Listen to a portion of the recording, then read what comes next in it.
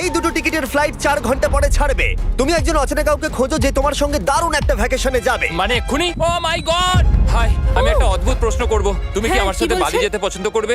না। হাই, একটু শোনো না, তুমি কি আমার সাথে বালি যাবে? না। আমার একজনকে চাই যে আমার সাথে বালি যাবে। ফ্লাইটের আর কয়েক বলছো ঘন্টাই মাত্র তুমি? বাকি আছে। আমার এখন তুমি কি test আমার আছে। সাথে একটা ভ্যাকেশনে যাবে?